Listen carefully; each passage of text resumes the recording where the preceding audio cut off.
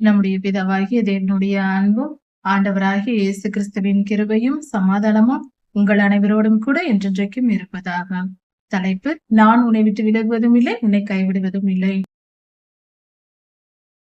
யோபு 42ஆம் அதிகாரம் 1 முதல் 8 வசனங்கள் வரை. கர்த்தர் பேசி முடித்த பின்பு யோபு ஐயா கர்த்தருக்கு பதில் சொல்லுகிறார்.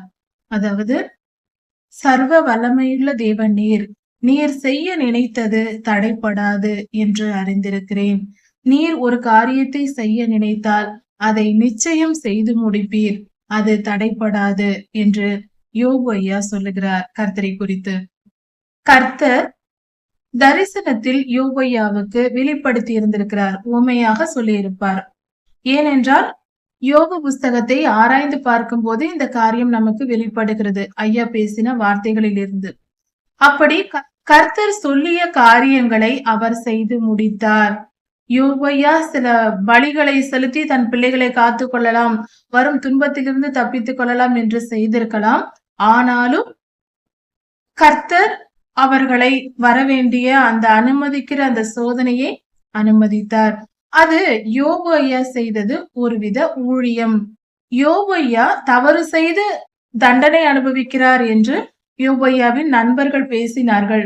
ஆனால் யோபு ஐயாவுக்கு நடந்தது என்னவென்றால், அவர் என்ன நினைத்தார் என்றால், நான் ஒரு தவறும் செய்யவில்லையே, எனக்கேன் இப்படி ஏற்பட்டது, நான் அறியாமல் பாவம் செய்திருப்பேனோ, எனக்கு தெரியாமல் நான் ஏதாவது பாவம் செய்திருப்பேனோ, அதனால் இப்படி தண்டனை வந்ததோ என்று இவர் நினைத்தார்.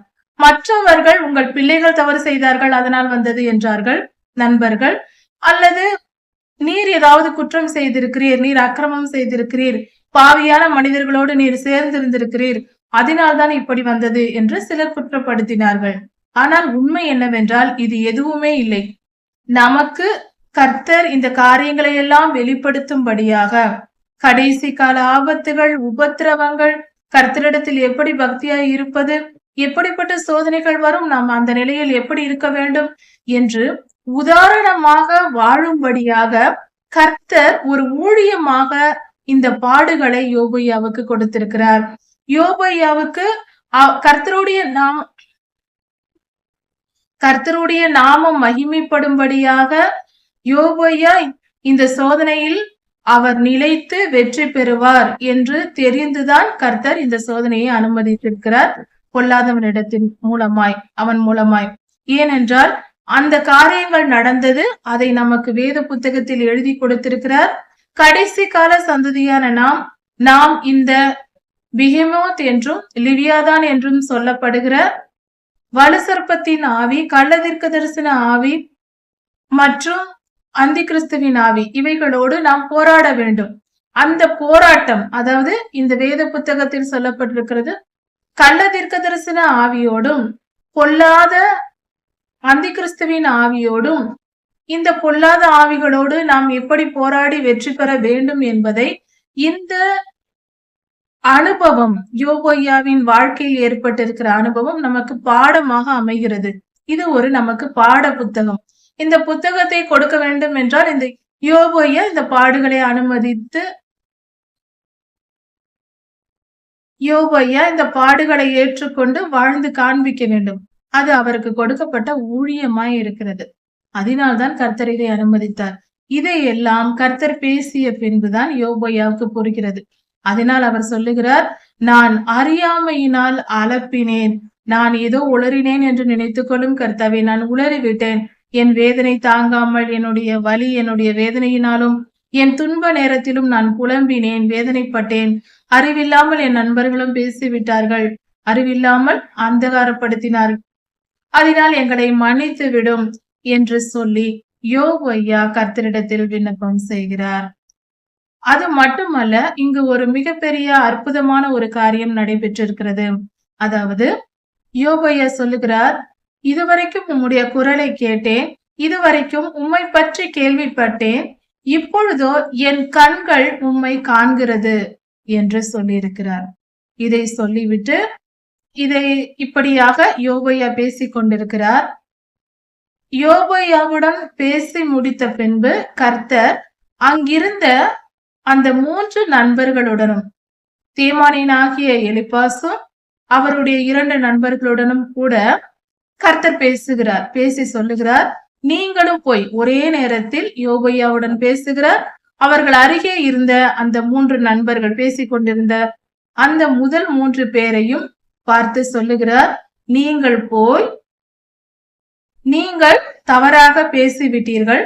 நீங்கள் போய் 7 காளைகளையும், கர்த்தருக்கு 7 ஆடுகளையும், நீங்கள் போய் 7 காளைகளையும் 7 ஆட்டுக்கடாக்களையும் எடுத்துக்கொண்டு வந்து யோபுவினிடம் கொடுங்கள். யோபு உங்களுக்காக வேண்டுதல் செய்வார். அதாவது பலி செலுத்தி வேண்டுதல் செய்வார். அப்பொழுது யோபுவின் விண்ணப்பத்தை கேட்டு நான் உங்கள் முட்டாள்தனமான பேச்சுக்கு தகுந்ததாய் நான் உங்களை நடத்தாமல் நான் உங்களை மன்னிப்பேன். இப்படியாக செய்யுங்கள் என்று கர்த்தர் சொல்லுகிறார். அதே போல அந்த 3 நண்பர்களும் போய் செய்கிறார்கள். 7 காளைகளையும் 7 ஆட்டுக்கடாக்களையும் கொண்டு வந்து யோபையாவினிடத்தில் கொடுக்கிறார்கள். யோபையா அதை வாங்கி கர்த்தருக்கென்று பலி செலுத்துகிறார். சரி, நன்றாக இந்த இடத்தை கவனிப்போம். யோபையா அங்க இருக்கிறார். பக்கத்தில் இருந்த எலிகு பேசிக்கொண்டிருந்த எலிகு அங்க இருக்கிறார். மற்ற 3 நண்பர்களும் அங்கே இருக்கிறார்கள். யோபையா சொல்லுகிறார், இதுவரை உம்மை குறித்து கேள்விப்பட்டேன், என் கண்களால் இப்பொழுது உம்மை பார்க்கிறேன் என்று சொல்லுகிறார். அப்படியானால் மனுஷகுமாரனாகிய நமது ஆண்டவராகிய இயேசு கிறிஸ்து, அவர் பிதாவும் குமாரனும் ஒரே சாயலாய் ஒரே மாதிரியாக தான் இருப்பார்கள். இப்படியாக மனுஷகுமாரன் அவர்கள் முன்பாக வந்து பேசி இருக்கிறார். யோபையா அவரை தான் பார்த்திருக்கிறார், ஆண்டவராகிய இயேசு கிறிஸ்துவை. சரி, என் கண் உம்மை காண்கிறது என்று சொல்லுகிறார். வேத புஸ்தகத்தின் வசனங்கள் எல்லாம் சத்தியமானவைகள். அதை நாம் விசுவாசிக்கிறோம். இந்த யோபு புஸ்தகத்தை கிறிஸ்தவர்கள் எல்லோரும் இந்த வேத பகுதியை படித்திருக்கிறோம். படிக்காமல் இருந்தால் அது மிகவும் வேதனைக்குரிய காரியம். கர்த்தரை இவர்கள் பார்த்திருக்கிறார்கள் அல்லவா? இந்த 5 பேரும் பார்த்திருக்கிறார்கள். அப்படி என்றால் இவர்கள் 5 பேரும் பார்க்க முடியும் என்றால் இந்த காலத்தில் வாழ்கிற நாம் கர்த்தரை பார்க்க முடியுமா, முடியாதா? கர்த்தரின் திருமுகத்தை நம்மால் காண முடியுமா, முடியாதா? கர்த்தர் பாரபட்சம் இல்லாதவர். அந்த காலத்தில் அவர்களுக்கு தம்மை வெளிப்படுத்தியது போல இன்றும் நமக்கு வெளிப்படுகிறார். இன்றும் கர்த்தர் தம்முடைய பிள்ளைகளுக்கு தரிசனம் ஆகிறார். இது சத்தியமான உண்மை. தயவு செய்து இதை விசுவாசிக்கவும். கர்த்தரை முகமுகமாய் பார்க்க முடியும். அது மட்டுமல்ல, கர்த்தர் இவர்களோடு பேசினார் என்று சொல்லப்பட்டிருக்கிறது. கர்த்தருடைய வார்த்தைகளை நேரடியாக இவர்கள் கேட்டார்கள். வேறு யாரும் வந்து சொல்லவில்லை. அப்படி இருக்க இன்றும் நாம் கர்த்தருடைய வார்த்தைகளை நேருக்கு நேராக கேட்க முடியும். அதையும் விசுவாசிக்கலாம். அப்படி கர்த்தருடைய பரிசுத்தவான்கள், ஊழியக்காரர்கள், தீர்க்கதரிசிகள், நான் கர்த்தரை பார்த்தேன், கர்த்தர் என்னுடன் பேசினார், நான் பரலோகம் சென்றேன், கர்த்தர் என்னை எடுத்துக்கொண்டு போனார், அங்கு தம்முடைய காரியங்களை குறித்து பேசினார் என்று யாராவது சொன்னால் நாம் விசுவாசிக்க மறுப்பது எவ்வளவு முட்டாள்தனமான காரியம். சத்தியம், இது உண்மை. எரேமியா தீர்க்கதரிசி பரலோகத்திற்கு எடுத்துக்கொள்ளப்பட்டார். எசேக்கியேல் ஐயா தரிசனம் பார்த்தார். இவர்கள் எல்லாரும் இப்படியெல்லாம் இவர்களுக்கு நடந்தது. அவர்கள் எல்லாம் 10 மாதம் தங்கள் தாயின் வயிற்றில் எப்படி பிறந்து வளர்ந்து வந்த மனிதர்களோ அதே போல அதே டிஎன்ஏக்கள் உள்ள மனித ரத்தம் உள்ள மனிதர்கள் தான் நாமும். அவர்களுக்கு கர்த்தர் அந்த ஆசீர்வாதத்தை கொடுத்திருக்கும் பொழுது இந்த காலத்தில் வாழ்கிறவர்களுக்கு மட்டும் கர்த்தர் பேச மாட்டார், கர்த்தர் தரிசனமாக மாட்டார் என்று சொல்வது எந்த விதத்தில் நியாயம்? இது எப்படிப்பட்ட அதி புத்திசாலித்தனம் என்று தெரியவில்லை. இன்று கிறிஸ்தவர்கள் மத்தியில் வேறு ஒன்று இருக்கிற சரியான புல்லறிவு இது. தொற்று நோய். கர்த்தரை விசுவாசிக்க மாட்டேன், கர்த்தர் தரிசனமாக மாட்டார், கர்த்தர் பேச மாட்டார். நம் காதுகள் செவிடாய் இருந்தால் கர்த்தரின் குரல் எப்படி கேட்கும்? நம் கண்கள் குருடாய் இருந்தால் கர்த்தருடைய சமூகத்தை நாம் எப்படி பார்க்க முடியும்? அவர் திருமுகத்தை எப்படி காண முடியும்? நம்மைதான் பாவ இருள் கவ்வி கொண்டிருக்கிறதே, நம் கண்களை மறைத்து கொண்டிருக்கிறதே, நம் காதுகளை அடைத்து கொண்டிருக்கிறதே. பாவம் உலக இச்சையினால் நிரம்பி இருக்கிறவர்கள் கண்களுக்கு எப்படி அவர் தெரிவார்? இருதயத்தில் சுத்தமுள்ளவர்கள் பாக்கியவான்கள், அவர்கள் தேவனை தரிசிப்பார்கள் என்று வேதவசனம் சொல்ல, நம் இருதயத்தில் சுத்தம் இருக்கிறதா? இருந்து நாம் பார்க்கவில்லை என்றால் சொல்லலாம். நாம் நம் இருதயத்தில் இச்சைகளையும் பாவங்களையும் பணத்தாசை, சுயநலம், பெருமை, வீண் ஆடம்பரம் போன்ற காரியங்களை நிரப்பிக் கொண்டு கர்த்தரை பார்க்க முடியாது என்று யார் சட்டம் போடுவது? எவ்வளவு முட்டாள்தனமான காரியம்! இந்த வேத பகுதி அப்படி என்றால் அது பொய் என்று ஆகாதா? யோபு 42ஆம் அதிகாரத்தில் சொல்லப்பட்டிருக்கிற இந்த வார்த்தைகள் பொய் என்று நீங்கள் சொல்லுகிறீர்கள் என்று பொருள். தயவு செய்து கர்த்தரை பார்க்க முடியாது, கர்த்தரின் குரலை கேட்க முடியாது என்று சொல்லாதிருங்கள். அது அப்படி சொல்லுகிறவர்களுக்கு அவமானம். என்னவென்றால் என் இருதயம் கரைப்பட்டிருக்கிறது என்று அறிக்கை செய்கிறார்கள் என்று பொருள். என் இருதயத்தில் பரிசுத்தம் இல்லை, நான் கரைப்பட்டிருக்கிறேன், என் கண்களால் நான் கர்த்தரை பார்த்ததில்லை, அவர் குரலை கேட்டதில்லை என்று பொருள். ஆக தனக்கு தாங்களே அவர்கள் சாட்சி இடுகிறார்கள் என்றே பொருள். கர்த்தர் நல்லவர், அவர் பாரபட்சம் இல்லாதவர், எல்லா காலத்திற்கும் ஒரே மாதிரியாய் நடந்து கொள்கிறவர், நேற்றும் இன்றும் என்றும் மாறாதவர் என்று தினந்தோறும் வாசல்கள் தோறும் எழுதி வைத்துக் கொண்டு அன்றுதான் கர்த்தர் தரிசனம் ஆவார், அன்று கர்த்தரிடம் ஜனங்களிடத்தில் பேசினார், இன்று பேச மாட்டார் என்று சொல்வது எந்த விதத்தில் புத்திசாலித்தனம், அறிவோடு சுய நினைவோடுதான் பேசுகிறார்களா என்று தெரியவில்லை. இப்படி பேசுகிறவர்களுக்கு பதில் என்ன? நேற்றும் இன்றும் என்றும் மாறாத தேவன் யாத்திராகமம் 19ஆம் அதிகாரத்தில் ஆயிரக்கணக்கான ஜனங்கள் மத்தியில் கர்த்தர் பேசவில்லையா? இங்கு 5 பேரோடு யோபையாவுடன் பேசவில்லையா? தனிப்பட்ட முறையில் என் மரியாள் அம்மா பெண் அவரிடம் பேசவில்லையா? மனோவாவிடம் பேசவில்லையா? எத்தனை பேரிடம் பேசவில்லை? ஆதியிலே ஆதாமிவாளோடு பேசவில்லையா? இப்படி கர்த்தர் எல்லோரோடும் பேசுவார், எல்லோரோடும் தமக்கு வெளிப்படுத்த தரிசனமாக விரும்புகிறார். நாம் நம் இருதயத்தில் கரைகளோடு அருவருப்பான எண்ணங்களோடு பாவம் செய்து கொண்டிருந்தால் கர்த்தரை பார்க்க முடியாது, அவர் குரலை கேட்க முடியாது.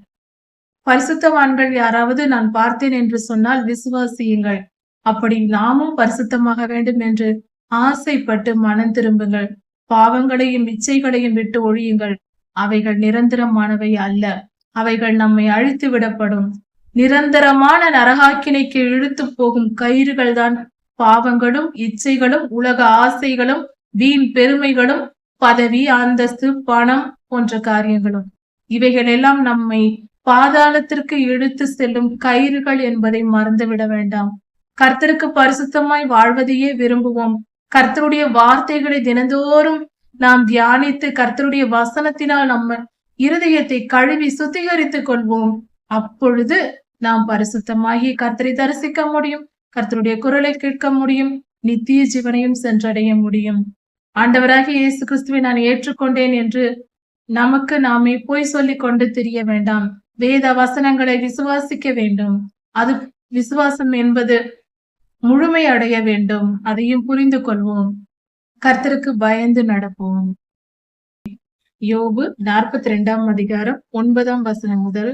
கர்த்தர் சொல்லியபடியே யோபு ஐயாவின் நண்பர்கள் எல்லோரும், அந்த 3 பேரும், தேமானியனாகிய எலிபாசும், சூகியனான பில்தாதும், நாகமாத்தியனான சோப்பாரும் 3 பேரும் கர்த்தரிட்ட கட்டளையின்படியே காளை மாடுகளையும் 7 காளைகளையும் 7 ஆட்டுக்கடாக்களையும் கொண்டு வந்து யோபையாவின் இடத்தில் கொடுத்தார்கள். யோபையா அவைகளை பலியிட்டு அவர்களுக்காக கர்த்தரிடத்தில் விண்ணப்பம் செய்தார். பலி செலுத்தி கர்த்தரிடத்தில் விண்ணப்பம் செய்தார். அப்பொழுது கர்த்தர் யோபையாவின் ஜெபத்தை கேட்டு அவருக்கு இறங்கி அவருடைய சிறையிருப்பை மாற்றினார். யோபையா தன் நண்பர்களுக்காக விண்ணப்பம் செய்த பொழுது கர்த்தர் யோபையாவின் சிறையிருப்பை மாற்றினார். இது எப்படிப்பட்ட ஒரு அற்புதமான ஒரு காரியம் இங்கு வெளிப்படுகிறது. அதாவது கர்த்தர் பிறருக்காக நாம் ஜெபிக்கும் போது நம்முடைய சிறையிருப்பை மாற்றுகிறார். கர்த்தருக்கு சுயநலமான ஜெபம் பிடிக்காது. எப்பொழுதும் நம்முடைய தேவைகளுக்காக நம்முடைய பிரச்சனைகளுக்காகவே நாம் ஜெபித்து கொண்டிருப்பது கர்த்தருக்கு பிடிக்காது. அவர் சுயநலம் உள்ளவர் அல்ல. அவர் தம்முடைய சுயநலத்தை விரும்புவதில்லை. நாம் நன்றாக இருக்க வேண்டும், என்றே கர்த்தர் எப்பொழுதும் விரும்புகிறார். தேவன் தம்முடைய ஒரே பேரான குமாரன் அவரையே நமக்காக கொடுத்து நம்மை மீட்டு கொண்டார். பிறருக்காக வாழும் வாழ்க்கைதான் வாழ்க்கை. பிறருக்காக மரணம் அடைவதே சிறந்த மரணம். அதை நாம் புரிந்து கொள்ள வேண்டும். பிறருக்காக உயிரோடு பிறப்பதும் வாழ்வதும் எப்பொழுதும் பிறருக்காக வாழ்வதுதான் மனித இனத்தின் அழகு.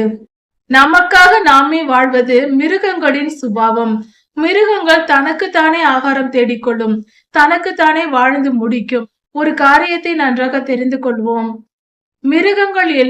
மிருகங்கள், பறவைகள், எல்லா உயிரினங்களும் மனிதனை தவிர எல்லாம் பாதாளத்திற்கு அதன் ஆத்துமாக்கள் சென்றுவிடும் என்று வேதம் சொல்லுகிறது. அப்படிப்பட்ட அவைகளுடைய ஆத்துமாக்கள் பாதாளத்திற்கு செல்ல போகிறது. அவைகள் அப்படி வாழ்கின்றன. பரலோகத்தை தேடி கர்த்தரை விசுவாசித்து கர்த்தரின் சாயலாய் படைக்கப்பட்ட மனுஷன் மிருகங்களைப் போல வாழலாமா?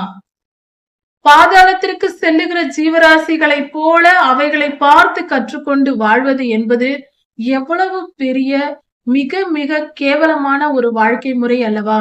தனக்காகவே வாழ்ந்து தனக்காகவே மரிப்பது அது எப்படிப்பட்ட மிக தாழ்வான ஒரு வாழ்க்கை முறையாக இருக்கிறது. கர்த்தர் நம்மை படைத்தார், அவர் நம்மை சிருஷ்டித்தார். யாருக்கு நாம் சொந்தம்?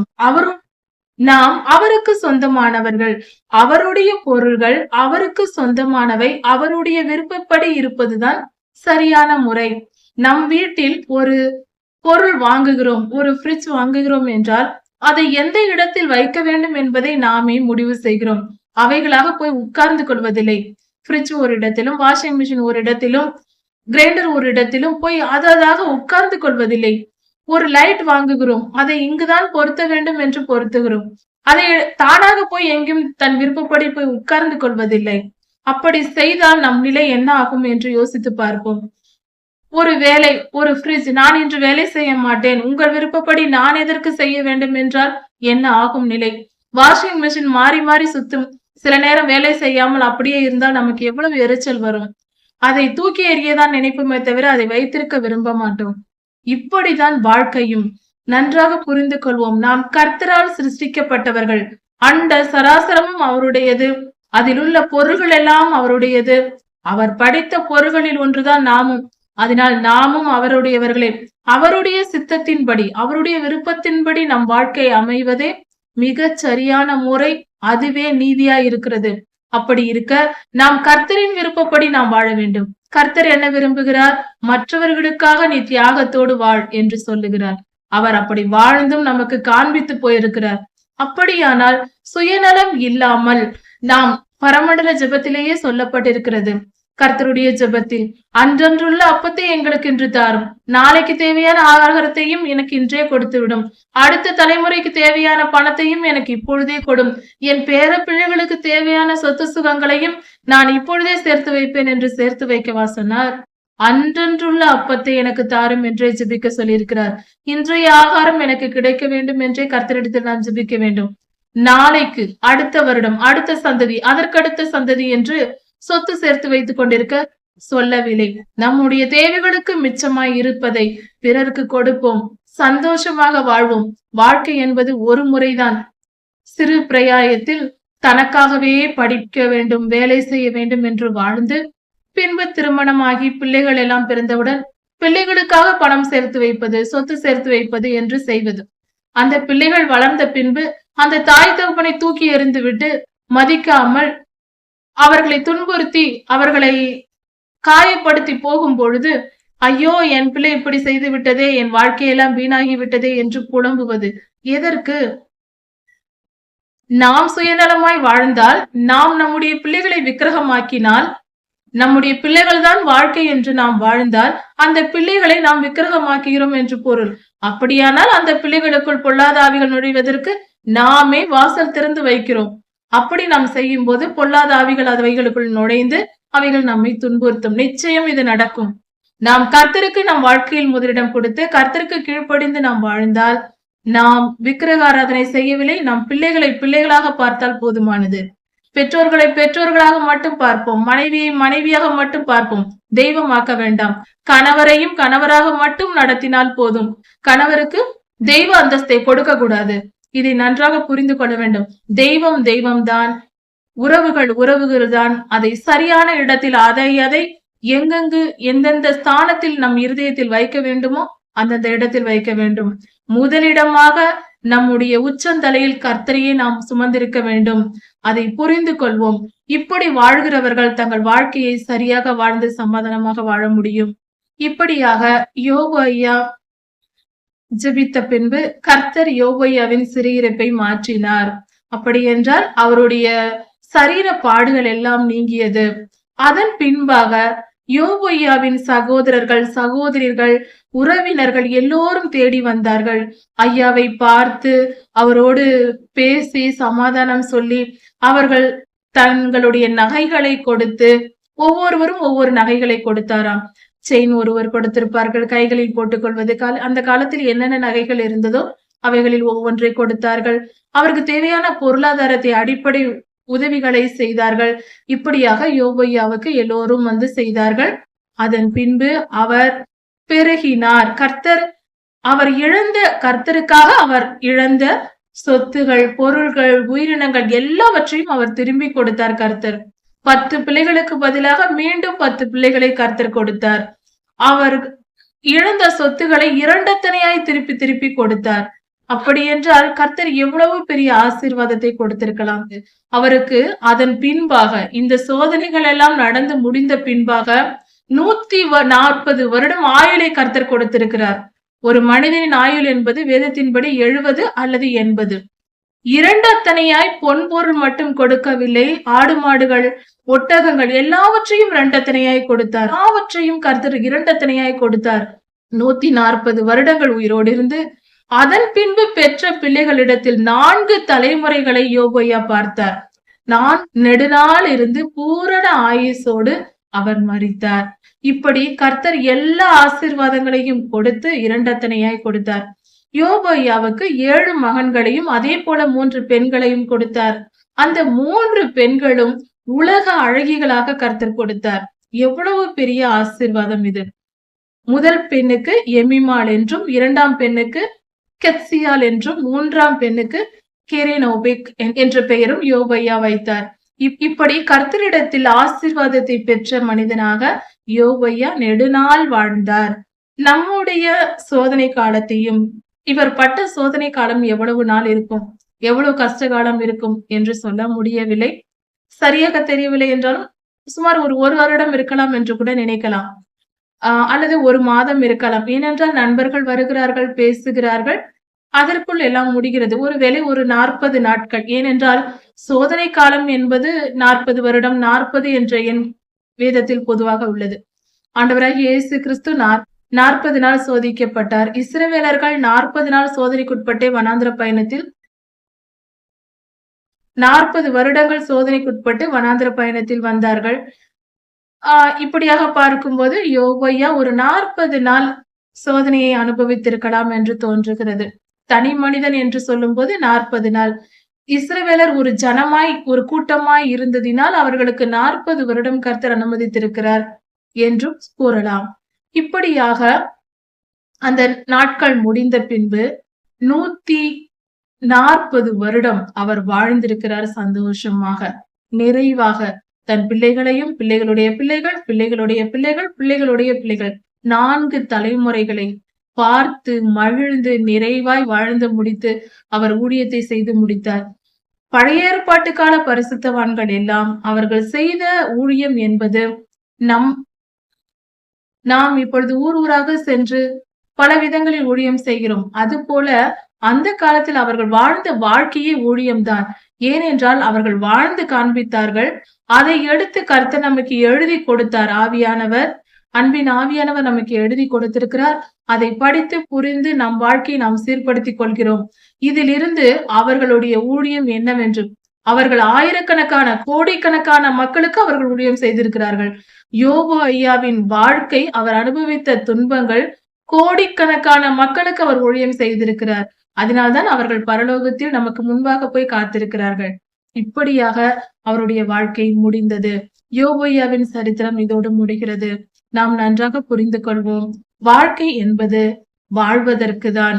வாழ்வதற்கு மட்டுமல்ல, நிரந்தரமாக வாழ்வதற்கு என்பதை புரிந்து கொள்வோம். நிரந்தரமான வாழ்க்கை என்பது இந்த பூமியில் இல்லை, பரலோகத்தில் உண்டு. பரலோகத்தில் நாம் போய் சேரும் பொழுதே நிரந்தரமான வாழ்வை நாம் பெற்றுக்கொள்ள முடியும். அந்த நிரந்தரமான வாழ்க்கை என்பது நித்திய ஜீவன். அதை சுதந்திரிக்க வேண்டும் என்றால் இவ்வுலகத்தில் பாட அனுபவிக்க வேண்டும். பாடுகளை கசப்பாக நினைக்க வேண்டாம். நமக்கு ஒரு வியாதி வந்தால் கசப்பான மருந்தை சாப்பிடுகிறோம், ஊசி போட்டுக் கொள்கிறோம். வலியோடு வலிக்கிறது என்று ஊசி போடாமல் இருப்பதில்லை. சில நேரங்களில் ஆபரேஷன் கூட செய்யப்படுகிறது. அது வலி நிறைந்ததாய் இருக்கலாம். ஆனாலும் அதை ஏற்றுக்கொள்கிறார்கள் மனிதர்கள். அதை நாம் புரிந்து கொள்வோம். தயவு செய்து இந்த காரியங்களை யோசித்து பார்ப்போம். பாடுகள், சின்ன சின்ன துன்பங்களை அனுபவித்தாலும் சிறிய துன்பங்களை நாம் ஏற்றுக்கொண்டு நம்மை நாம் சுத்திகரித்துக் கொள்ள வேண்டும். அந்த துன்பங்களும் கர்த்தர் நமக்கு வேண்டுமென்று கஷ்டப்படுவதற்காக, நம்மை அழவைத்து பார்ப்பதற்காக அவர் கொடுப்பதில்லை. நம் துன்பங்கள் மாற, நம் கரைகள் மாற, நாம் முழுமையாய் மனம் திரும்பி அவருடைய ராஜ்யத்திற்குள் நம்மை சேர்த்து கொள்ள வேண்டும் என்ற ஆசையில், அக்கறையில், அன்பில், கிருபையில் நமக்கு அந்த பாடுகளை அனுமதிக்கிறார். பாடுகள் வருவதற்கு காரணம் நாம் செய்கிற பாவம். அந்த பாவம் நிரந்தரமாக, அந்த பாவத்தின் ஆசை நம்ம விட்டு போக வேண்டும் என்றால் அதற்கு ஒரு அடி வாங்கினால்தான் நம் மனம் திரும்பும். அதனால்தான் கர்த்தர் அனுமதிக்கிறார். நமக்காக தான். அக்னி கடலில் நாம் போய் சேர்ந்து விடக்கூடாது என்ற அக்கறையில் தான் கர்த்தர் சில சிறு துன்பங்களை அனுமதிக்கிறார். ஆனாலும் அந்த துன்ப நேரத்தில் நம்மை சுமந்து தோளில் சுமந்து திரிகிற நம்முடைய நல்ல தேவனாய் அவர் இருக்கிறார். அவரை போல அன்பு கூறுகிறவர் யாரும் இல்லை. அவரை போல அன்புள்ளவர் யாரும் இல்லை. அவருடைய அன்பை புரிந்து கொள்ளும் தகுதியே நமக்கு இல்லை என்று சொல்லலாம். அந்த அளவுக்கு அவர் அன்புள்ளவர், அன்பே உருவானவர். அவரை புரிந்து கொள்ள முயற்சி செய்வோம். கொஞ்சம் கொஞ்சமாக தினந்தோறும் புரிந்து கொள்வோம். அவர் அன்பு பெரியது. அவர் மிகவும் நல்லவர். அவர் நம்மை கைவிடாத தேவனாய் இருக்கிறார். அவரை அண்டிக் கொள்வோம். எந்த நிலையிலும் அவரை விட்டு விலகாமல் இருப்போம். நான் உன்னை விட்டு விலகுவதும் இல்லை, உன்னை கைவிடுவதும் இல்லை என்று அவர் சொல்லி இருக்கிறார். நாமும் அவருடைய திருப்பாதங்களை பற்றி கொள்வோம். அவர் திருக்கரங்களை விட்டு விலகாமல் எப்பொழுதும் அவரோடு இருப்போம். அப்படி நாம் ஒரு நிலையில் இருக்கும் பொழுது நம் வாழ்க்கை வெற்றியுள்ள வாழ்க்கையாய், நித்திய ஜீவனை சுதந்திரித்துக் கொள்கிற வாழ்க்கையாய் இருக்கும். வாழ்க்கையின் வெற்றி என்பது நித்திய ஜீவனை சேருவதே, அக்னி கடலுக்கு தப்புவதே. இதை புரிந்து கொண்டு நடப்போம். சங்கீதம் 1ஆம் அதிகாரம். கர்த்தருடைய தேவ பிள்ளைகள் சுமார் 800 வருடங்களில் எழுதப்பட்ட சங்கீதங்களின் தொகுப்பாக இந்த சங்கீத புஸ்தகம் இருக்கிறது. அதை மொழிபெயர்ப்பு செய்து, அந்த பாடல்களை மொழிபெயர்ப்பு செய்து நமக்கு சங்கீதம் என்று கொடுக்கப்பட்டிருக்கிறது. ஒரு புத்தகமாக கொடுக்கப்பட்டிருக்கிறது பைபிளில். இந்த சங்கீத புஸ்தகத்தை குறித்து கவனிக்கலாம். துன்மார்க்கருடைய ஆலோசனையில் நடவாமலும், பாவிகளுடைய வழியில் நில்லாமலும், பரியாசக்காரர் உட்காரும் இடத்தில் உட்காராமலும் இருக்க வேண்டும் என்று இந்த வேத புத்தகத்தில் கொடுக்கப்பட்டிருக்கிறது. இந்த வேத பகுதி முழுவதும் இந்த முதல் வசனம் மிக மிக மிக புரிந்து கொள்ளக்கூடிய, மிக தெளிவான, நம்முடைய அன்றாட வாழ்க்கைக்கு தினந்தோறும் பயன்படுத்த வேண்டிய வசனமாக இருக்கிறது. இந்த முதல் அதிகாரம் முழுவதும் ஒரு காரியத்தை சொல்லப்பட்டிருக்கிறது. அதாவது இயல்பாக மனிதர்கள் நிற்பதும் உட்காருவதும் நடப்பதும் இயல்பான ஒன்று. நாம் எப்படி நடக்க கூடாது, நாம் எப்படி உட்காரக்கூடாது, நாம் எப்படி நிற்க கூடாது என்பதை குறித்து, நம் வாழ்க்கையில் எப்படி செயல்பட வேண்டும் என்பதை குறித்து சொல்லப்பட்டிருக்கிறது. இந்த சின்ன சின்ன காரியங்களை சரிப்படுத்தி கொண்டால் நம் வாழ்க்கையே தலைகீழாக வெற்றியுள்ள ஒரு வாழ்க்கையின் பாதைக்கு போய்விடும். அப்படிப்பட்ட காரியங்கள் இந்த வசனத்தில் கொடுக்கப்பட்டிருக்கிறது. அதாவது துன்மார்க்கருடைய ஆலோசனையில் நடவாமலும் என்றால், துன்மார்க்கர் என்றால் மார்க்கம் என்றால் வழி. யாருடைய வழிகளில் நடக்க வேண்டும்? துன்மார்க்கர் என்பவர்கள் துர்க்கிரியைகளை செய்கிறவர்கள், தீமை செய்கிற மனிதர்கள். தீமை செய்கிற மனிதர்கள் என்றால் கர்த்தருடைய வழிகளில் நடக்காதவர்கள், கர்த்தருடைய வேத வசனத்தை தியானித்து அதன்படி வாழாமல் தங்கள் மனம் போன்றபடி வாழ்கிற மக்கள் தான் துன்மார்க்கர். அப்படிப்பட்டவர்களுடைய ஆலோசனையை நாம் கேட்கக்கூடாது. வேத வசனங்களை நன்கு கற்றறிந்து அதை போதிக்கிறவர்கள், அதன்படி வாழ்கிறவர்களை நாம் பின்பற்றி நாம் வாழ்ந்தால், அவர்களுடைய ஆலோசனையை கேட்டு நடந்தால் நம் வாழ்க்கை வெற்றியுள்ள வாழ்க்கையாக இருக்கும். நடக்க கூடாது என்று சொல்லப்பட்டிருக்கிறது. நடக்கும் செயல் என்பது சில நிமிடங்கள் செய்யக்கூடிய காரியங்களா இருக்கிறது. ஒரு சில நிமிடங்கள் செய்யக்கூடிய, சாதாரணமாக நாம் நடப்பது என்பது நிமிடங்களில் நடக்கும். அப்படிப்பட்ட நிமிட கணக்கில் செய்யக்கூடிய செயல் இந்த ஆலோசனை சொல்லுவது. இதை செய்யலாம், இதை இப்படி செய்யலாம், அதை அப்படி செய்யலாம் என்று ஆலோசனை சொல்வது. இந்த ஆலோசனையை நாம் கேட்டு, துன்மார்க்கருடைய ஆலோசனையை கேட்டு நடக்கக்கூடாது. கர்த்தருடைய பாதையில், கர்த்தருடைய வார்த்தைகள் நம்மை வழி நடத்துகிறது. வேத வசனங்கள் நம் வாழ்க்கையில் எப்படி வாழ வேண்டும் என்று சொல்லிக் கொடுக்கிறது. அந்த வேத வசனத்தை படிக்காமலும் அதன்படி நடக்காமலும் இருப்பவர்கள் ஒரு பாதையில் நடக்கிறார்கள் என்றால் அவர்கள் பொல்லாதவ ஆவிகளின் வழியில் நடக்கிறார்கள் என்று பொருள். அப்படிப்பட்டவர்களுடைய வழியில் நாம் நடந்தால் கர்த்தருடைய வழியில் எப்படி செல்ல முடியும்? கர்த்தருடைய வழியும் கர்த்தருக்கு விரோதமானவர்களின் வழியும் ஒரே பாதை அல்ல. கர்த்தருடைய வழிகள் நம்மை பரலோகத்தில் கொண்டு போய் சேர்க்கும். அவர் நடக்காத பாதையில் நாம் நடந்தால் அவர் போகும் இடத்திற்கு நாம் போக முடியாது. கர்த்தர் பரலோகத்திற்கு சென்றிருக்கிறார். அவர் நடந்த வழியில் நாம் நடந்தால்தான் கர்த்தருடைய வழியில் போய் சேர முடியும். கர்த்தர் போய் சேருகிற பரலோகத்தை சென்றடைய முடியும்.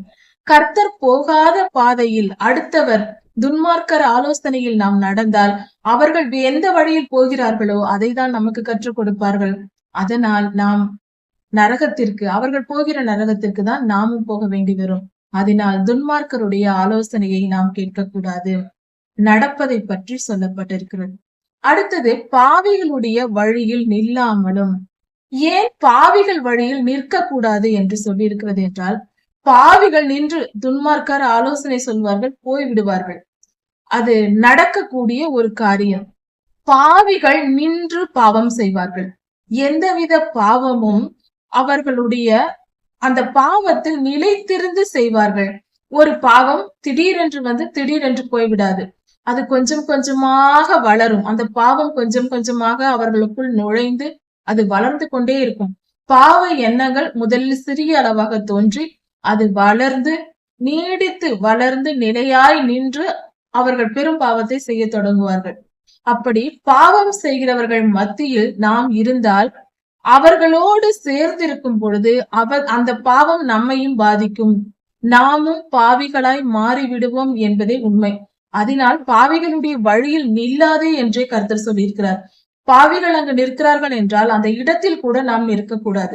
அப்படி நம்மை காத்து கொண்டால் நாம் மகா பெரிய பாவத்திற்கு, நாம் பாவம் செய்யாதபடிக்கு நம்மை காத்து கொள்ள முடியும். பாவிகளுடைய வழியில் நில்லாதே. பரியாசக்காரர் உட்காரும் இடத்தில் உட்காராது. பரியாசக்காரர்கள் என்றால் கர்த்தரை தூஷிப்பவர்கள், கர்த்தருடைய பிள்ளைகளை தூஷிக்கிறவர்கள்.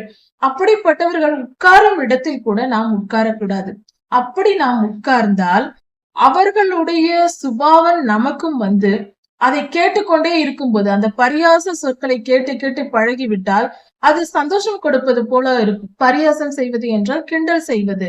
அப்படி பரியாசம் செய்கிறவர்கள், கர்த்தருடைய பிள்ளைகளையும் கர்த்தரையும் கர்த்தருடைய காரியங்களையும் தூஷிக்கிறவர்கள், அவர்களோடு நாம் உட்கார்ந்தால் அவர்கள் சுபாவம் நமக்கும் வரும். அதனால் நாம் பாவம் செய்து கர்த்தருடைய நியாய தீர்ப்பை பெறக்கூடாது என்பதற்காகவே இது செழிப்பான வாழ்க்கைக்கு அடையாளம் அல்ல.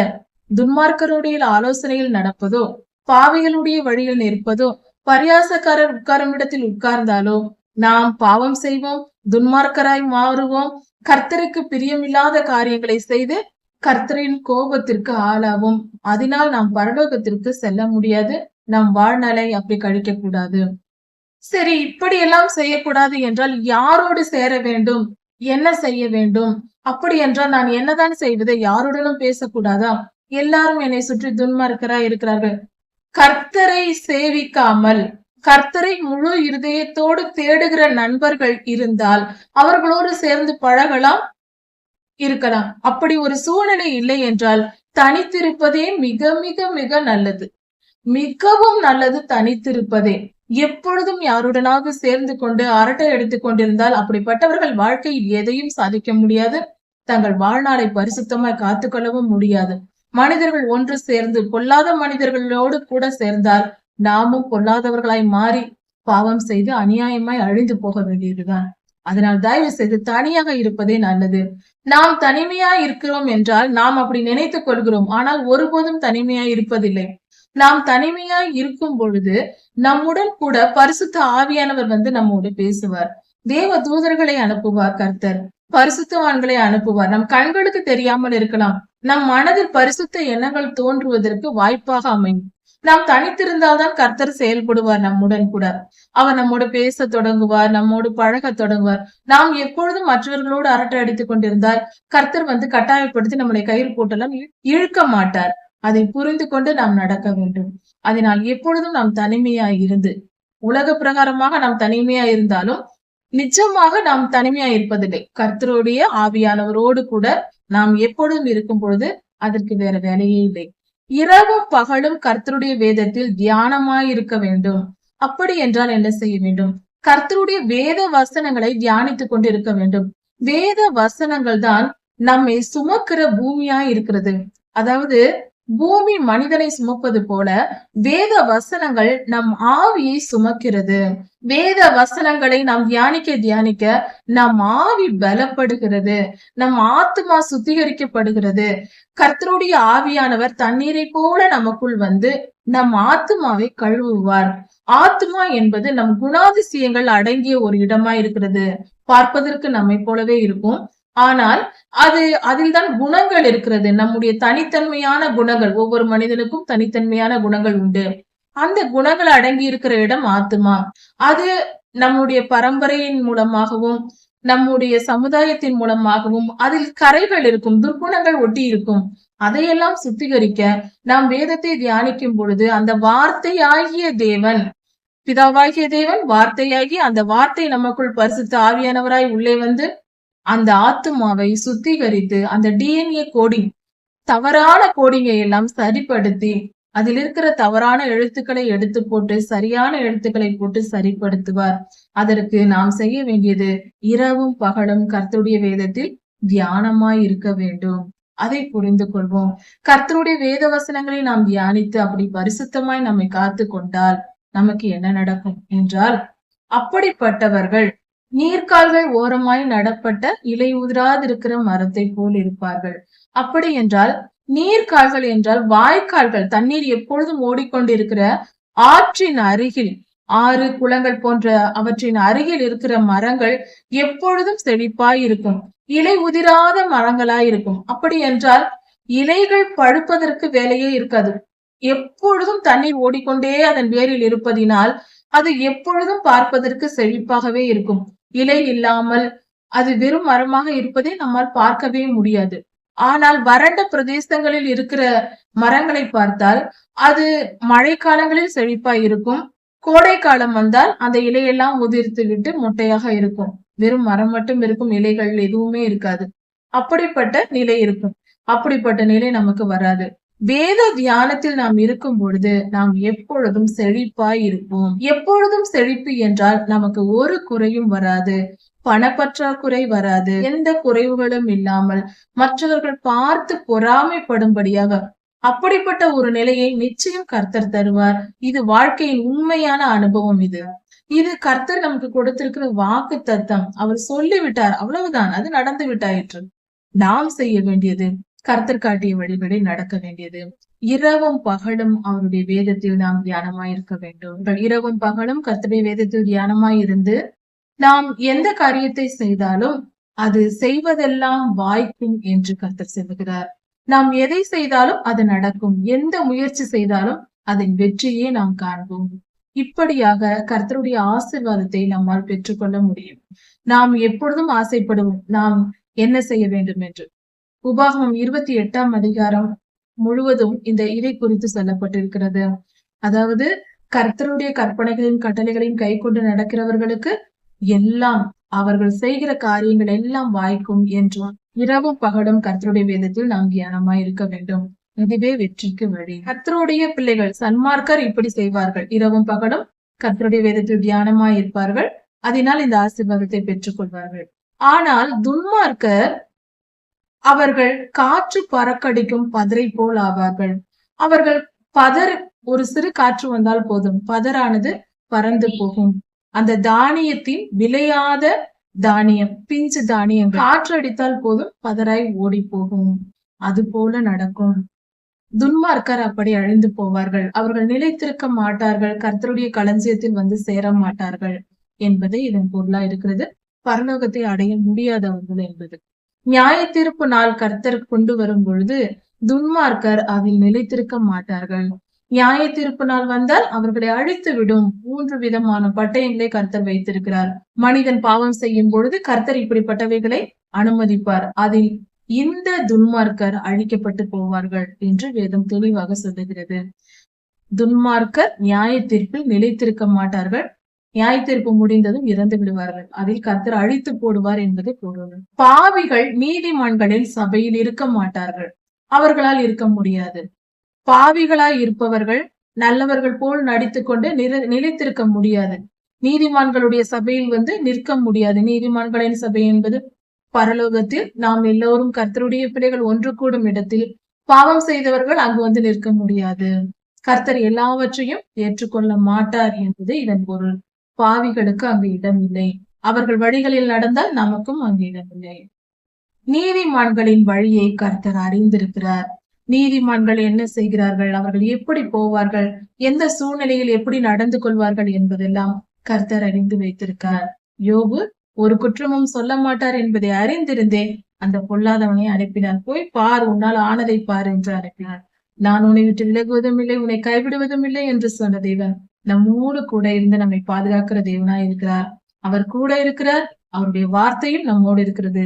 வேத புஸ்தகத்தை தியானிப்பதும் கர்த்தருடைய குரலை கேட்பதும் ஒன்றுதான். தாயின் தாலாட்டை குழந்தை கேட்டு தூங்குவது போல நாமும் கர்த்தருடைய வார்த்தைகளை தியானித்து அதையே கேட்டுக்கொண்டு இவ்வுலக போராட்டங்களை போராடி வெற்றி பெற்று கர்த்தருடைய திருப்பாதத்தில் பேசு. சங்கீதம் 2ஆம் அதிகாரம். இது வேத பகுதியில் இந்த அதிகாரத்தில் கர்த்தர் தேசங்களை குறித்து, ஒட்டுமொத்த உலகத்தை குறித்து சொல்லியிருக்கிறார். இந்த கண்ணோட்டத்தில் இந்த அதிகாரத்தை படிக்க வேண்டும். ஜாதிகள் கொந்தளித்து ஜனங்கள் விருதா காரியத்தை சிந்திப்பானேன். இது உலகம் முழுவதும் இருக்கிற கர்த்தருடைய ஜனங்களுக்கும் மற்ற தேசங்களுக்கும் கர்த்தருக்கு விரோதமாகவும் அவர் அபிஷேகம் பண்ணினவருக்கு விரோதமாகவும் கர்த்தருடைய பிள்ளைகளுக்கு விரோதமாகவும் கர்த்தரால் அபிஷேகம் பண்ணப்பட்டவருக்கு விரோதமாகவும் கூடிக்கொள்வார்களாம். கர்த்தர் தேசத்தின் ராஜாக்களை குறித்து சொல்லியிருக்கிறார். பூமி எங்கும் இருக்கிற தேசத்தின் ராஜாக்கள் ஒன்று கூடிக்கொள்வார்கள். அவர்கள் எல்லோரும் ஒன்று கூடி அவர்களும் தேசத்தின் அதிகாரிகள் என்று சொல்லப்பட்டிருக்கிறது. அவர்களும், அதாவது ஐநா சபை உறுப்பினர்கள், இவர்களையும் சொல்லலாம். இப்படிப்பட்ட பெரிய தலைவர்கள், உலகெங்கும் இருக்கிற பெருந்தலைவர்கள் எல்லாம் ஒன்று கூடி கர்த்தருக்கு விரோதமாகவும் அவரால் அபிஷேகம் பண்ணப்பட்டவருக்கு விரோதமாகவும் கூடிக்கொள்வார்கள் என்று சொல்லப்பட்டிருக்கிறது. இது கர்த்தருடைய முதலாம் வருகையில் ஆண்டவராகிய இயேசு கிறிஸ்துவுக்கு விரோதமாய் எழும்பின ராஜாக்கள், அதிகாரிகளை பற்றி சொல்லப்பட்டிருக்கிற ஒரு பொருளா இருக்கிறது. அது நடந்து முடிந்து விட்டது. இது இப்பொழுது 2வது கர்த்தருடைய வருகைக்கு முன்பாக நடக்க போகிற ஒரு சம்பவமா இருக்கிறது. நாம் வாழ்கிற இந்த காலத்தில் நடக்க போகிற ஒரு சம்பவத்தையும் இதன் பொருள் குறிக்கிறது. அந்த பொருளை நாம் இப்பொழுது கவனிக்கலாம். இப்பொழுது நாம் வாழ்கிற காலத்திலும் இந்த வசனம் நிறைவேறப் போகிறது. அதை குறித்து நாம் சற்று ஆராய்ந்து பார்ப்போம். தேசங்கள் எல்லாம் ஒன்று கூடி இஸ்ரவேல் தேசத்துக்கு விரோதமாகவும் கர்த்தருடைய ஜனமாகிய உலகெங்கும் இருக்கிற கிறிஸ்தவர்களுக்கு விரோதமாகவும் உலகெங்கும் இருக்கிற ராஜாக்கள் கூடிக்கொண்டு அவர்கள் எதிர்த்து வருவார்கள். அவர்கள் எப்படி எதிர்ப்பார்கள் என்றால், கர்த்தருடைய ஜனங்களுக்கு விரோதமாய் ஒரு கூட்டம் எழும்பும். அந்த கூட்டத்தார், அதாவது கர்த்தருடைய பிள்ளைகளுக்கு விரோதமாய் எழும்புகிற கூட்டம் இருக்கும். அந்த கூட்டத்தாரை அவர்கள், நீங்கள் எல்லாம், அதாவது பூமியின் ராஜாக்கள் எல்லாம் எங்களுக்கு ஆதரவாய் இருக்க வேண்டும், எங்களுக்கு ஆதரவாய் இருந்து கர்த்தருடைய பிள்ளைகளை கொன்று அழிக்க வேண்டும். அதற்கு உதவி செய்யவில்லை என்றால் நாங்கள் உங்களை கொன்று போடுவோம் என்று மிரட்டுவார்கள். மிரட்டுவது மட்டுமல்ல, தீமையையும் செய்வார்கள். நீங்கள் எங்களோடு கூடிக்கொள்ளாவிட்டால் நாங்கள் கூடிக்கொண்டால் இஸ்ரவேலை அழித்து போடுவோம். நீங்கள் கூடிக்கொள்ளாவிட்டால் நாங்கள் உங்களையும் எதிர்ப்போம், உங்களுக்கு தீமை செய்வோம் என்று மிரட்டுவார்கள். அதாவது வெளிப்படையாக சொல்ல வேண்டும் என்றால், இப்பொழுது உலகெங்கும் இருக்கிற பொல்லாத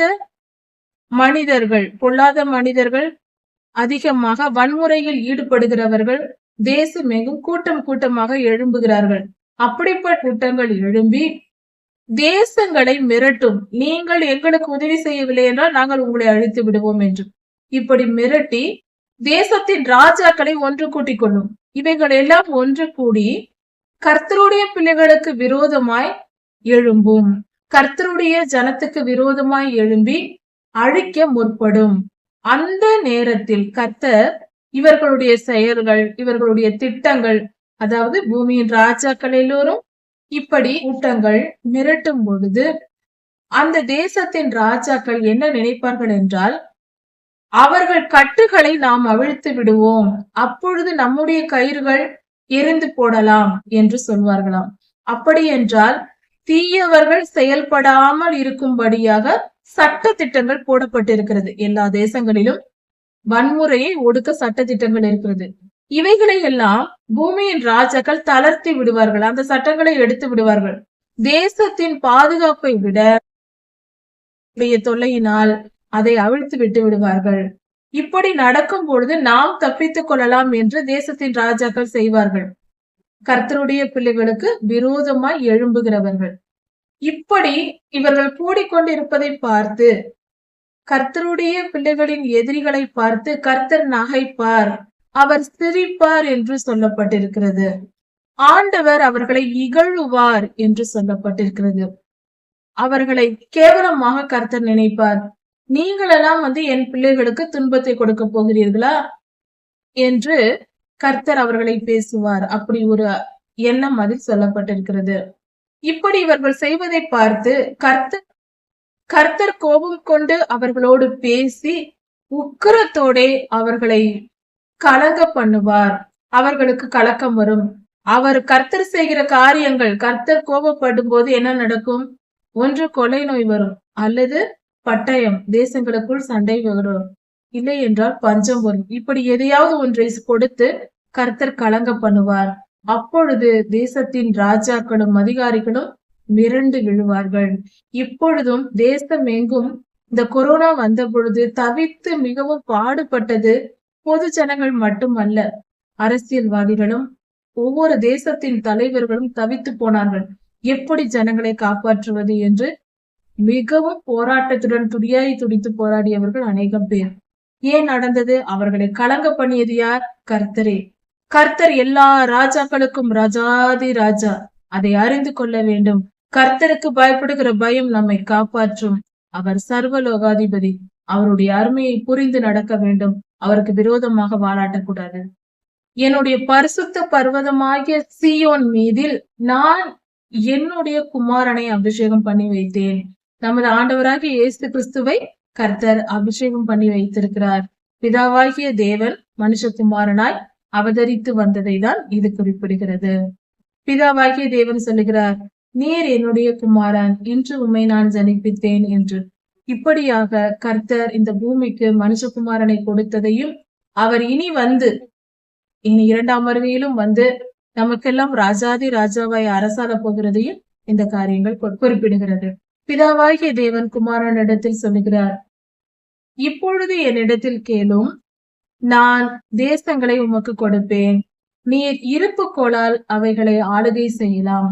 குயக்களத்தை போல அவைகளை நீர் நொறுக்கி போடுவீர். துன்மார்க்கரின் வல்லமையை, தீயவர்களை, கர்த்தருக்கு விரோதமாய் செயல்படுகிறவர்களை கர்த்தர் தம்முடைய மனுஷகுமாரனாகிய ஆண்டவரிடத்தில் இந்த காலகட்டத்தில் நம்மிடத்தில் அவர்களை ஒப்புவிக்கிறார். நம்முடைய ஆண்டவராகிய இயேசு கிறிஸ்துவின் கையில் பிதாவாகிய தேவன் துன்மார்க்கரை அவர்கள் கையில், தீயவர்களை பிதாவாகிய தேவன் குமாரனிடத்தில் ஒப்பு கொடுக்கிறார் என்று சொல்லப்பட்டிருக்கிறது. இதன் பொருள் என்னவென்றால், நமது ஆண்டவராகிய இயேசு கிறிஸ்து துன்மார்க்கரை அழித்து போட போகிறார், அதை செய்ய வருகிறார் என்பது பொருளாய் இருக்கிறது. அவர் வந்து அழிக்கப் போகிறார். நமது ஆண்டவராகிய இயேசு கிறிஸ்து இந்த பூமிக்கு 2ஆம் வருகையில் வந்து இருப்பு கோலால் பூமியை அரசாடுவார் என்று சொல்லப்பட்டிருக்கிறது. இரும்பு என்பது கடினத்தன்மை கூறுகிறது. இந்த இடத்தில் நமது ஆண்டவராகிய இயேசு கிறிஸ்து ஸ்ட்ரிக்டாக, மிகவும் கண்டிப்புடன் தமது பிள்ளைகளை கண்டிப்புடன் தேசங்களை, இந்த உலகத்தை, இந்த பூமியை அரசாளுகை செய்வார். குயக்காலத்தை போல் அவர் துன்மார்க்கரை உடைத்து போடுவார். நமது ஆண்டவராகிய இயேசு கிறிஸ்து வரும் பொழுது தீயவர்கள் பயங்கரமாய் அழிந்து போவார்கள். மோசமான விளைவுகள் அவர்களுக்கு ஏற்படும். கர்த்தருடைய பிள்ளைகளோ பாதுகாக்கப்படுவார்கள். அந்த காரியம் நடக்க போவதை தான் இந்த வசனம் மிக தெளிவாக சொல்லுகிறது. துன்மார்க்கரை ஒரு மண்பானையை உடைப்பது போல நீர் உடைத்து போடுவீர். மண்பானையை உடைப்பது மிக சுலபம். சிறு பிள்ளைகளிடத்தில் பெரிய பானையை கொடுத்தால் கூட உடைத்து விடுவார்கள். சுலபமாக கீழே போட்டால் போதும், உடைந்து விடும். அது போல கர்த்தர் அவைகளை சுக்குநூறாக உடைத்து போட்டு கர்த்தர் தம்முடைய பிள்ளைகளை காப்பாற்றுவார். துன்மார்க்கர் அழிக்கப்பட்டு போவார்கள். நமது ஆண்டவராகிய இயேசு கிறிஸ்து அவர்களை அழித்து போடுவார் என்று சொல்லப்பட்டிருக்கிறது. இதனுடைய விளக்கமாக வெளிப்படுத்தலில் கொடுக்கப்பட்டிருக்கிறது. கர்த்தருடைய 2ஆம் வருகை சமீபமாய் இருக்கிறது. அவர் இப்பொழுது வரப்போகிறார். அவர் வரும்போது என்ன நடக்கும் என்று வெளிப்படுத்தலிலும் சொல்லப்பட்டிருக்கிறது. கர்த்தருடைய வருகை வரும் பொழுது ஒரு சில காரியங்கள் நடக்கும். மிக மோசமான விளைவுகள் கெட்டவர்களுக்கு நடக்கும், அக்கிரமக்காரர்களுக்கு நடக்கும். தேவ பிள்ளைகளோ பாதுகாக்கப்படுவார்கள். அதனால் கர்த்தர் கெட்டவர்களை அழிக்க வருகிறார். அதனால் பயத்துடனே கர்த்தரை சேவியுங்கள் என்று சொல்லப்பட்டிருக்கிறது. கர்த்தருக்கு பயப்படுகிற பயம் நமக்கு தேவை. உலகத்தில் வேறு எந்த மனிதனுக்கும், எந்த உலக காரியங்களுக்கும் பயப்படக்கூடாது. நோய் நொடிகளுக்கு பயப்படக்கூடாது. எந்த மனிதருக்கும் பயப்படக்கூடாது. அதிகாரிகளுக்கு பயப்படக்கூடாது. மரியாதை கொடுக்கலாம். பெரியோர்களுக்கு, பெரிய அந்தஸ்தில் இருப்பவர்களுக்கு மரியாதை கொடுக்கலாம். ஆனால் பயப்படக்கூடாது. பயம் என்பது கர்த்தர் ஒருவருக்கே கொடுக்க வேண்டும். ஏசாயா 11:2 சொல்லப்பட்டிருக்கிறது, கர்த்தருக்கு பயப்படுகிற பயம் என்ற வார்த்தை கொடுக்கப்பட்டிருக்கிறது. அது ஒரு ஆவி. அந்த ஆவியை கர்த்தர் நமக்கு தருகிறார். அதனால் கர்த்தருக்கு பயந்து நடுங்கி நாம் பாவம் செய்யாமல் பரிசுத்தமாய் வாழ வேண்டும். அதை புரிந்து கொண்டு பாவம் செய்வதற்கே நாம் பின்வாங்க வேண்டும். பரிசுத்தமான செயல்களுக்கு அல்ல. பாவம் செய்வதற்கு பின்வாங்கி நாம் என்ன செய்ய வேண்டும்? கர்த்தருக்கு பயந்து நடக்க வேண்டும். நாம் பாவம் செய்தால் கர்த்தர் நம்மை கொன்று போடுவார், அவர் நம்மை தண்டிப்பார் என்கிற பயம் நமக்குள் இருக்க வேண்டும் மனதில். கர்த்தர் பெரியவர், அவருக்கு அஞ்சி நடக்க வேண்டும். கர்த்தருக்கு பயந்து அவரை சேவிக்க வேண்டுமா? களி கூறும் பொழுது நடுக்கத்துடனே களி கூற வேண்டுமா? நடுங்கிக் கொண்டே களி கூறுதல் கொஞ்சம் வித்தியாசமான அனுபவமா இருக்கிறது. இதை எப்படி செய்வது என்று, அதாவது நாம் கர்த்தரிடத்தில் ஆசீர்வாதத்தை பெற்றுக்கொண்டு சந்தோஷப்படும் பொழுது கூட கொஞ்சம் நடுக்கம் நம் மனதில் இருக்க வேண்டுமா? அதிகமாய் நாம் சந்தோஷப்பட்டு ஏதாவது வார்த்தை பதறி சொல்லிவிட்டால் பாவமாய்விடும். கர்த்தர் நமக்கு இவ்வுலக வாழ்க்கையில் சந்தோஷமான காரியங்கள் நடப்பிக்கும் பொழுது நாம் நடுங்கி அந்த சந்தோஷத்தை அனுபவிக்க வேண்டுமா? நிதானத்துடன் பயந்து நடுங்கி சந்தோஷமாய் இருக்க வேண்டும். பயம் அல்ல, நடுக்கத்துடன் சந்தோஷமாய் இருப்பது. அப்படி என்றால் நிதானத்தோடு சந்தோஷம் வந்து விட்டது என்று உற்சாகம் அடைந்து வாயில் வந்ததெல்லாம் பேசுவது, நினைத்ததெல்லாம் செய்வது என்று இருக்கக்கூடாது. நிதானத்துடன் இருக்க வேண்டும். சந்தோஷத்திலும் நிதானத்துடன் இரு என்று கர்த்தர் எச்சரிக்கிறார். குமாரன் கோபம் கொள்ளாமலும் நீங்கள் வழியிலே அழியாமலும் இருக்கும்படிக்கு. குமாரன் என்று சொல்வது ஆண்டவராகிய இயேசு கிறிஸ்துவே. அவர் நாம் அவரை கோபமூட்டாமல் இருக்க வேண்டும். நம்மேல் அவருடைய கோபம் வராமல் இருப்பதற்காக நாம் கர்த்தருடைய பாதத்தை, அவருடைய திருப்பாதத்தை, ஆண்டவராகிய இயேசு கிறிஸ்துவின் பாதத்தை முத்தம் செய்ய வேண்டும்.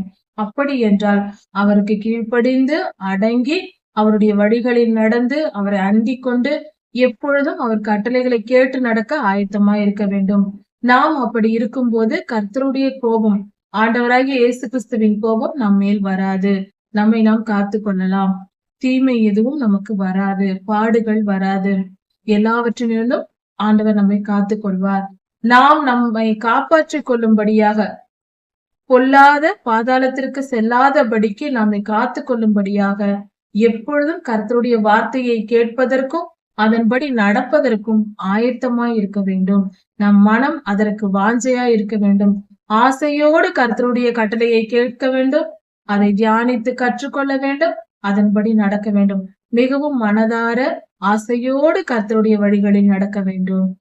கொஞ்ச காலத்திலே அவருடைய கோபம் பற்றி எரியும். அப்படி என்றால் அவர் வரும்போது மிகவும் கோபத்துடன் வருவார். துன்மார்க்கரை அழித்து போடுவார். அவரை அண்டிக் கொள்கிற யாவரும் பாக்கியவான்கள். கர்த்தருடைய ஆண்டவராகிய இயேசு கிறிஸ்துவின் நாமத்தில் நாம் நம்பிக்கை வைத்து ஆண்டவராகிய இயேசு கிறிஸ்துவை ஏற்றுக்கொண்டு அவரை தெய்வமாய் கொண்டு நாம் அவரை பின்பற்றி நடப்பவர்கள் பாக்கியவான்கள், தப்பித்துக் கொள்வார்கள் என்று பொருள். வருகிற பொல்லாத தீமைக்கு அப்படிப்பட்டவர்கள் தப்பித்துக் கொள்வார்கள். தீமை அவர்களுக்கு வராது என்று பொருள். தங்கள் உயிரை அவர்கள் காப்பாற்றிக் கொள்கிறார்கள். இப்படிப்பட்ட பெரும் பாக்கியத்தை நம்மால் பெற்றுக்கொள்ள முடியும். கர்த்தர் நல்லவர். அவரை அண்டிக் கொள்வோம். அவர் திருப்பாதங்களை முத்தமிடுவோம். அவர் வழிகளில் நடப்போம். அவரை சரணடைவோம். அவரையே கதியென்று இருப்போம். அவருக்கு பயந்து நடப்போம். அது நம் வாழ்க்கையை காப்பாற்றிக் கொள்ளும்படியா இருக்கிறது. கர்த்தர் உங்களை ஆசீர்வதிப்பாராக. இதன் தொடர்ச்சியை அடுத்த செய்தியில் பார்க்கலாம். மாரநாதா.